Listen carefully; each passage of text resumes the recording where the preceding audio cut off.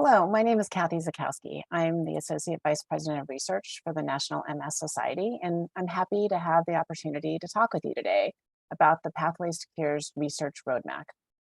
So collectively, we've achieved more advances in MS than for any other neurological disease. We've never been closer to preventing multiple sclerosis and from reversing the course of disease. We've never been closer to finding treatments for progressive MS as effective as those we've discovered for relapsing forms of diseases. And we've never been closer to a cure. And this progress has inspired us to chart a new initiative called Pathways to Cures. The goal of this initiative is to establish a clear vision of the most promising research that will ultimately lead to cures for everyone with MS. The Pathway to Cures roadmap identifies knowledge gaps, milestones, and actions we will take to speed the development of cures for MS. So let's learn a little bit more about this roadmap now. The Pathways to Cures research roadmap has been under development for several years. The plan was developed with input from key society advisory groups, from numerous MS scientific experts, and hundreds of people living with multiple sclerosis. This plan has gone through multiple stages of editing and refining and was published in the widely read Multiple Sclerosis Journal. We have international consensus on the Pathways to Cures roadmap. This is serving to inspire the global MS movement to focus resources on the most pressing research questions that will accelerate our progress towards cures. Pathways to Cures is our biggest, most collaborative MS research ever. Just as the experience of living with MS is different for every person's cure may look different. There are three distinct cure pathways that are described in the roadmap, and they include stopping MS, restoring function, and ending MS. And the goal of the stop pathway is no more disease progression. The goal of the restore pathway is to regain lost function. And the goal of the end pathway is no new diagnosis, or otherwise thought of as prevention. So let me share a little bit more information about each pathway. The goal of the STOP pathway is to achieve a state of no disease progression. This pathway is about people knowing they will never experience a new symptom or see a new lesion. It's about eliminating the possibility that things will get worse and eliminating the fear of what comes next. We will accomplish this through early diagnosis, perhaps even before clinical symptoms become apparent, and by developing effective disease-modifying therapies and lifestyle interventions that are personalized for everyone. What we're going for with early detection is to reduce or even eliminate the impact of MS at the very earliest stages of disease. There is much progress being made in the discovery and development of ways to identify people at the very beginning of their MS journey. I'm also inspired by the success of some of the other related conditions. Autoimmune conditions have made a lot of progress in early detection. This makes me optimistic that we can do the same for MS. Precision medicine is the ability to tailor treatment to individuals with MS based on their unique characteristics. We know we're making progress on this pathway when we can quickly and accurately determine when an individual is responding to therapy. We also need to improve our understanding of what is driving progressive forms of MS and develop therapeutics that target the pathways driving progression. Progress towards development of outcome measures, such as blood markers and MRI, that can quickly and accurately measure response to treatment is being made. Insights into what drives progressive forms of MS are revealing new targets for interventions that are being tested in clinical trials.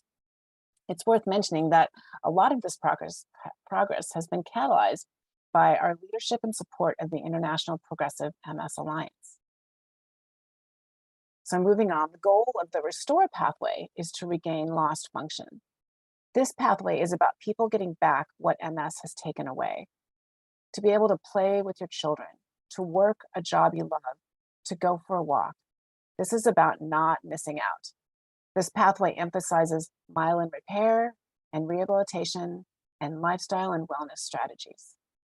There's been tremendous progress in our understanding of the potential of the central nervous system to repair myelin.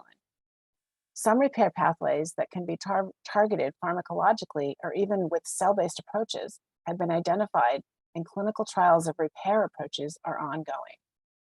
Restoring neurological function and managing symptoms through rehabilitation and wellness behaviors is the other area of emphasis in this pathway.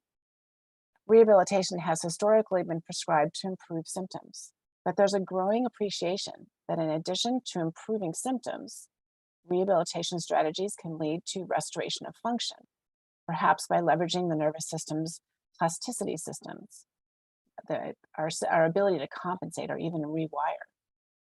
This objective is focused on exploring the extent to which wellness behaviors and rehabilitation can reverse symptoms and promote tissue regeneration. And the last pathway, the goal of the END pathway is prevention. This pathway is about knowing that your children and or grandchildren won't ever get MS, that this disease will be in the history books. This pathway is focused on both prevention of MS in the general population and prevention of MS in people at high risk for developing disease. Significant progress has been made in identifying environmental factors that increase the risk of developing MS. In addition, more than 200 common genetic variants are known to contribute to MS risk. A better understanding of risk factors, genetics, and gene-environment interactions will reveal insights that could contribute to the development of prevention strategies in the general population. One of the leading prevention strategies being pursued involves a vaccine that prevents symptomatic Epstein-Barr infection. Another might include vitamin D supplementation. Progress is also being made on the development of strategies that reduce or perhaps even eliminate the impact of MS before the onset of clinical disease in people at high risk for developing MS. MS has a, quote, at-risk period that precedes any symptoms of disease. The time from exposure to environmental risk factors and the onset of disease is, in most cases, many decades. This represents a window of opportunity for treatment that could delay or prevent the onset of disease. And the ability to determine if someone is at high risk for developing MS is evolving. For example, recent studies have shown specific patterns in healthcare utilization among people who go on to develop MS many years later. And recent biomarker studies suggest we may be able to detect subclinical damage to the nervous system many years prior to the development of symptoms. Identifying the high-risk population and the development or identification of safe and effective interventions that could reduce or eliminate the risk for developing MS are key milestones that will measure our progress towards the accomplishment of this objective. So I'm excited to share that the Pathways to Cures manuscript was published in March this year in the MS Journal. And as you can see, the illustration we used in the paper to illustrate the 3 pathways was even included on the cover of the journal. You'll also be pleased to know that the Pathways to Cures research roadmap has now been endorsed by 29 different MS societies and professional organizations. And this list includes your local Portuguese MS Society and most, if not all, the major global MS research funders and policymakers. So that concludes my presentation on the Pathways to Cures Research Roadmap Initiative. Thank you to the Portuguese MS Society for their support and endorsement of these Pathways to Cures, giving me the opportunity to talk to you today.